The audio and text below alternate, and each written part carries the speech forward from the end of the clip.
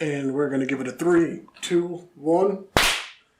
Hey everybody, and welcome back to Mouthpiece Entertainment's movie review. Today we are talking about the long-awaited Fast and the Furious 9. Was it long-awaited? Really? I mean, we all saw it coming. We didn't necessarily want to see it, but we all saw it coming. Oh, what a movie. Yes, it is definitely filmed and recorded and brought to the masses, so therefore it is a movie.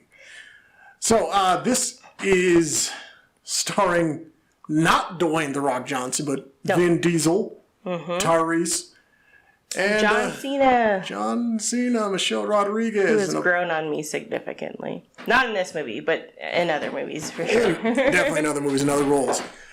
So, what's the synopsis of this movie? How would you explain this to everybody? I feel like this one was more origin style than any of the other movies. It went back to some of the old storylines that were introduced, like in the first film and other areas about about Dom's family. That was the whole thing. Of course, family is It's all about family. It's always about family with Dom. The gravel pit himself talking about family. Yeah. So, and it touches on his brother, essentially, who, they have a prior history, and now he's trying to be the best Toretto that he can be.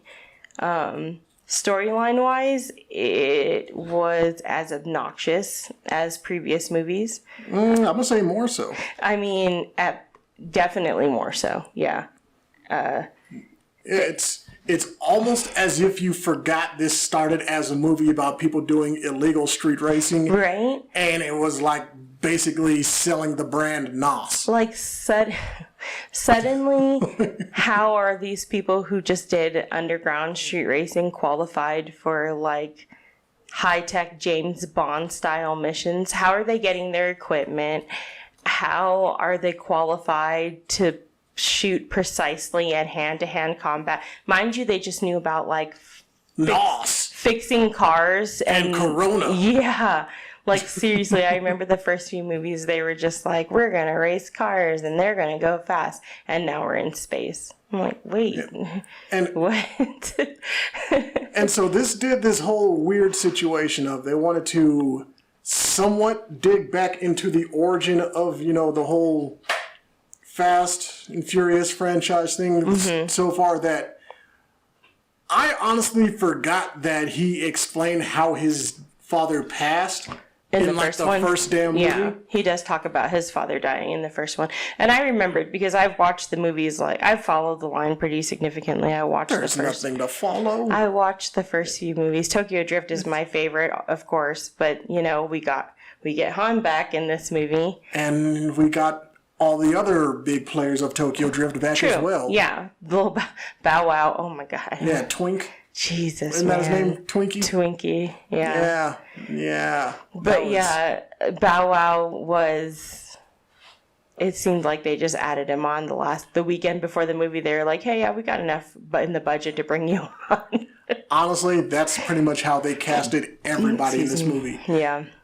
So again, it was the story of Dom, the story of the brother that we never knew he had, because all we really knew that he had was a sister. His sister, who got her fucking mouth. Okay, stop it. God. All we knew was there was a Toretto brother and sister, and now there is a little brother who has an interesting past. And that's all we can say without giving away anything else, because... Yeah, because the whole thing the movie has going for it is the storyline of what happened between him and the brother and why things are so strange. So if we say anything, it'll ruin the whole premise of the movie. That's even...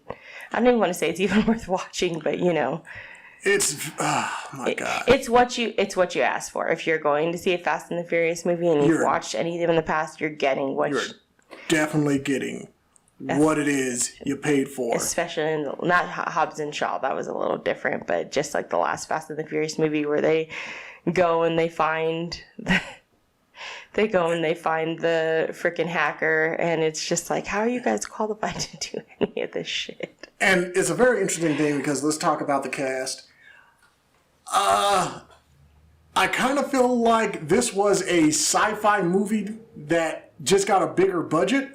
Yeah, if they would have made it as a sci-fi movie, that would have been fucking cool, actually. And when I say sci-fi, I don't mean science fiction. I mean SYFY, the Sci-Fi Channel. Yeah. Whose main straight-to-TV movies come from Is the Asylum, who's known for what's called the mockbusters. Yeah. So trying to get you to believe that technology is so fucking advanced that we can do this shit with cars like we could with crocodiles or sharks. Yeah. Yeah, and it's ridiculous. So, I mean, if you've ever seen a mockbuster like, what's it called? Like, they have a wannabe Avengers where it's like fairy tale characters. Yeah. They have transmorphers. And most famously, they have Sharknado. And RoboCroc. God, I love RoboCroc. And as of right now, Sharknado has more credibility than this movie. It could have been a Sharknado movie, as dramatic as it was. Oh my god. Now, to better illustrate the brother, they brought in 2 actors to play a young Dom Toretto and his brother Jacob. Mm-hmm. And you were very convinced that the young version of Dom Toretto looked just like Vin Diesel, to which I wanted to laugh right in your face because Vinny Bennett looks nothing like Vin Diesel. I thought they did a good job casting. Look at this man. He looks nothing like Vin Diesel at all. I guess their noses are kind of off. They're not even remote. But his voice was so good. His voice, I was like, did they just do a voiceover? They couldn't have picked a worse person to play him as a young man. I don't know. I didn't think it was that bad. It was not good. I just thought the continuous buildup of like the fucking James Bond technology and the way that he, like the luck and the way, like, man, they show the scene in the fucking trailers, so I'm just gonna say it. That part where he fucking hooks the bridge onto the edge of his car and swings all the way over from one cliff to another one, and I was like, I hate it here. And it held up in the theater. I still hated it. I was and like, that wasn't even the most egregious of the ridiculousness that took place in this movie. The storyline made no fucking sense. Above all else, above throwing a tank at a helicopter, above all of that, we are to believe Vin Diesel can jump from rooftop to rooftop without wearing anything but Timberlands and a t-shirt. and the t-shirt never gets dirty. He's fucking sagging. Now, like he doesn't have his pants up around his waist with his belt tightened. This movie was just all out ridiculous. It had I don't know why it was made. I did like the magnet concept though. That was fun. I did like that part of the movie. For years now, Vin Diesel has been blurring the lines between his character Xander Cage from the XXX series and Dom Toretto from the Fast and Furious series. And in this one, he went ahead and said, you know what? I'm Vin Diesel. Let me go ahead and throw in Riddick as well. There is a full-blown Chronicles of Riddick battle in this movie, and I don't know why. And his shirt never got dirty. I can't even come back. You really were like, what the fuck? His shirt is so clean. Like, every scene, he's like, stupid lie. Now, let's talk about Han coming back and about how they explained his whole situation of how he died and came back. They didn't. And again, we're not spoiling anything for you because this is stuff that is in the trailer. You know Han is back. With his the Snackmeister. I loved it. I do love Han. He was my favorite character in the whole entire series. And his character development and story did not disappoint in this one. He's like heroic as fuck. I'm like, yeah, swoon again. But the way they brought him back was trash. You bring him back after explaining that he faked his death. And in that scene, you also bring up more questions. I was like, wait, didn't we just see you die again? Yeah. The way they explain his death, like I said, they don't. They don't give you an explanation. You still have questions. There's so many questions about the storyline in the movie, but I still... The answer to the question of how Han died is, well, you're going to buy a ticket. That's as much as we need to think about this storyline. I'm going to get all the way off my back of that. It was insane. Now, let's talk about the characters. Letty was still Letty. She didn't do an amazing job. She didn't do a bad job. She just showed up, and she did the weirdest... like 80-degree head turn on a motorcycle. Oh my God, it looks so unnatural. You think you're watching Annabelle. The continuation of we don't need to actually have medical reasons why he survived. It's just love. There is that's a thing in the show. So in the movie, Tyrese has kind of this out of the realm fourth person kind of perspective. He's like, how is it that we keep going through these situations where we're doing like world altering things, but we come out with never a scratch on us? He was kind of like the kid that was explaining.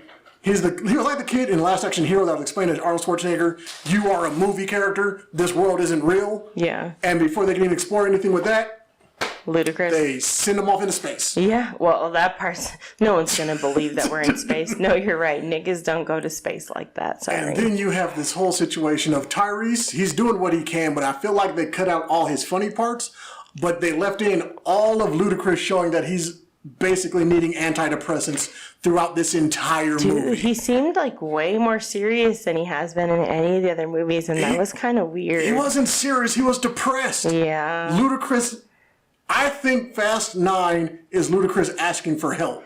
Dang. Somebody check on Chris Bridges. And it's funny because in that new video he just put out, I was like, oh, he looks good. Even though his bars are whack, like, he looks really fucking good. And then I saw him in this movie and I was like, are you good, Luda? Like, Ludacris, he's needing help. I need Bow Wow and Ludacris to both send me an email letting me know if they're okay. Because Bow Wow looked like he did not have time to prepare for this. What's his name from Tokyo Drift, the white boy? They fucking spray painted in his hairline. And then the Asian guy, I barely fucking remembered him from the old movies, how they brought him in like as someone to analyze the cars later on in the story. But they brought them on as like cheap Revenge of the Nerds like inserts, and it was not done well. And it was really weird because it's like, what's his name that played the cowboy in Tokyo Drift? I can't remember his name for the fucking life of me, but that, again, that's my favorite one. So his character was completely fucking different than it was in that movie, and I guess they were trying to make it seem like he's just like a different person at this time and age, but I don't know. It just kind of seemed like they slopped everything together. The character development was terrible. They just piled everything together, and I don't know. Watching this movie is the equivalent of walking in on your 7-year-old son with all of his toys just spread all over his room, and he's just randomly playing out scenarios. That's what this movie was. That's kind of fair. There was no story. And the surprise at the end was no surprise. I'm not talking about the credit scene. I'm talking about the twist at the end. Yeah. That was no surprise. We saw it coming. Yeah, definitely. The tribute. If you've ever seen an episode of the G.I. Joe cartoon in the 80s, you knew what this was going to happen.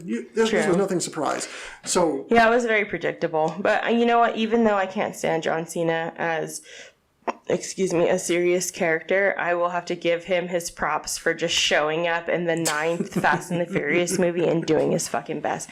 Because if you look at the animation compared to like this one, compared to like Hobbs and Shaw, The Rock doesn't have as much animated scenes as like John Cena, and I'm just comparing them because they both come from the same area.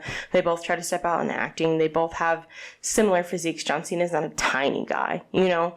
So, but it's noticeable, like in the movies with The Rock, they didn't animate his scenes where he was climbing in and out of cars. They didn't animate his scenes where he was taking some blows. And in this one, they did with John Cena. Like in some scenes when he was climbing into cars from the outside of them, they animated him into the car instead of him climbing into it or having like a stunt double. And the other characters, they climb into the cars because it's it's like the 12th fucking movie. So if you can't climb into the car with that animation by now, you shouldn't be in Fast and the Furious. That's something they all do. And at this point, I need them to just go ahead and admit that Clorox bleach has been paying for this movie all along, because all of their clothes were immaculate after explosions, fights, literally rolling on the middle of the street.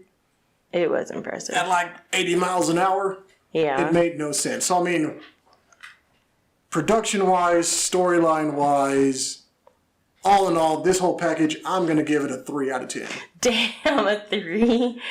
Oh my god. Look, this is a summer blockbuster movie. You're just supposed to be entertained by the action and the ridiculousness. But that did not happen. What I saw was terrible CG and terrible acting and just a whole bunch of scenes that didn't mesh together. Nothing about this movie made sense. It was pretty obnoxious. I really want to... I'm gonna give it at least a 4 because at least I was outraged. At least I was like, at least I have something to fucking talk about. At least the fact that they went so obnoxious that I can't ignore it, that's fine. Like, it could have been boring. It wasn't boring. It just wasn't good. If you like I wasn't bored. I didn't fall asleep. If you like this, then go back and look at everything the Asylum has done, including Z Nation. Because it's the exact same thing. Now that I'm reading the Z Nation book, I have no idea what the movie was about. No, Z Nation is completely different than World War Z, which is what sorry. you're... My bad. Totally Z Nation is the show with Murphy. Look up the company, The Asylum, and you will see all the ridiculousness that they did, and that's what Fast and Furious 9 is. Yeah, with a way different budget. Again, if we're just going balls to the wall action movie like Transformers kept us entertained. There's giant robots just knocking fire from each other in explosions. And the explosions look good. The robots look good. Nothing in this movie looked good. Well, I didn't think the animation was terrible. The explosions were fun, but I just didn't. It just was like so obnoxious. It's just like, why? And Shirley's there on like her. I really wanted to like be there. Her character didn't really make any sense in the story either. The way they brought her in. So that was kind of weird. I just like her, so I don't know. And in no universe are you ever going to sell me Vin Diesel getting the best of John Cena in a fist fight. No, there's no fucking way. And yet, they tried it. Yeah. They failed. I don't know. I really, like I said, I want to give John Cena props for that because I feel like he did his best and I wanted to like it, but it just was like, I don't want you to hug me like that. So yeah, we're going past our time. So again, I'm going to give it 3 out of 10. I'll give it a 4. Definitely a rental. Don't go out and see this. Yeah, don't pay for it, guys. Don't do it. Well, Thanks for watching, though. From Mouthpiece Entertainment, I'm Nick P. Diana. Peace.